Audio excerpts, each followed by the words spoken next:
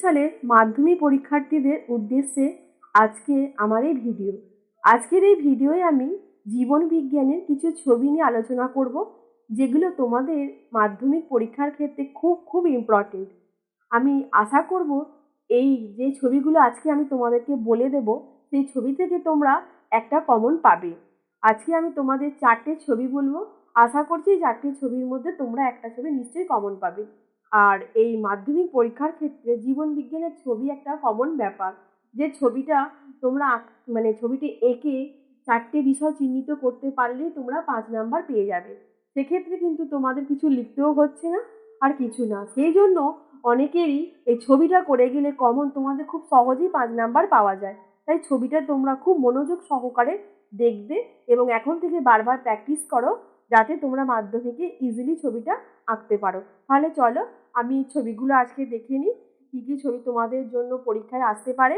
আর তোমরা যারা আমার চ্যানেলে নতুন, তারা অবশ্যই কিন্তু আমার চ্যানেলটা সাবস্ক্রাইব করতে ভুলবে না, কারণ তোমরা আমার চ্যানেল সাবস্ক্রাইব করে আমার পাশে থাকলে তবেই আমি নতুন নতুন ভিডিও বানাতে উৎসাহ পাবো। আর তোমাদের এই বিষয়ে যদি কারোর কিছু জানার থাকে, কোনো কোয়েশ্চেন থাকে, তোমরা অবশ্যই আমাকে কমেন্ট বক্সে কমেন্ট করে দেবে। আর আমি আমার নেক্সট ভিডিওতে তোমাদের লাইফ সায়েন্সের suggestion, geography suggestion, map pointing suggestion ইত্যাদি সাজেশানগুলো তোমাদের জন্য আমি ভিডিও আপলোড করব। তোমরা অবশ্যই আমার সাথে থাকবে, এবার আমার ভিডিও দেখতে থাকবে। তাহলে চলো এবার এক এক করে ছবিগুলো তোমাদেরকে দেখাই। আমি প্রথমেই দেখাবো মানুষের অক্ষিগোলকের চিত্র। তোমাদের যে কোনো 4টি অংশ চিহ্নিত করতে সাধারণত পরীক্ষার সময় বলে থাকে। তোমরা এ থেকে যে কোনো 4টি অংশ চিহ্নিত করতে পারো। এর পরের ছবি আমরা তোমাদের দেখাবো, সেটা হচ্ছে একটি সরল প্রতিবর্ত চাপের চিত্র। এক্ষেত্রেও তোমাদেরকে যে কোনো 4টি অংশ চিহ্নিত করতে বলবে, তোমরা যে কোনো 4টি অংশই চিহ্নিত করবে। এর পরে যে ছবি দেখাবো সেটা হচ্ছে মাইটোসিস কোষ বিভাজনের অ্যানাফেজ দশা চিত্র।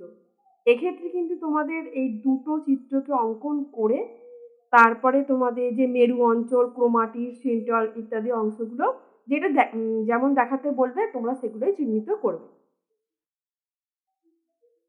নেক্সট যেটা দেখাবো সেটা হচ্ছে, দেখো একটি প্রাণী কোষের মাইটোসিসের বিভিন্ন দশা, অর্থাৎ মাইটোসিস কোষ বিভাজনের যে অ্যানাফেজ দশা আছে, সেই অ্যানাফেজ দশা, প্রোফেজ, মেটাফেজ, টেলোফেজ সবকটা দশারই চিত্র, কিভাবে এখানে বেমতন্তু গঠন হচ্ছে, কিভাবে নিউক্লিয়াসটার বিভাজন হচ্ছে, এগুলো চিহ্নিত করতে হবে।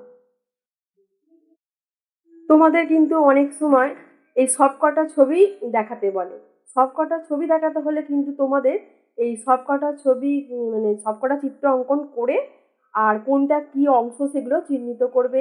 আর অবশ্যই এই চিত্রগুলো পেন্সিলে আঁকবে এবং চিত্র যেগুলো দেখাতে বলবে সেই অংশগুলো, চিহ্নিত করা অংশগুলো পেন্সিলে করবে। আর যে চিত্রটা অঙ্কন করলে সেটা অবশ্যই নিচে লিখে দেবে যে কোন জিনিসটা তোমরা এঁকেছো। তাতে করে কি যিনি খাতাটা দেখবেন পরীক্ষক, সেই পরীক্ষকের বুঝতে সুবিধা হবে যে এই ছবিটা কিসের ছবি। তাহলে আজকের ভিডিও এই পর্যন্তই। ধন্যবাদ।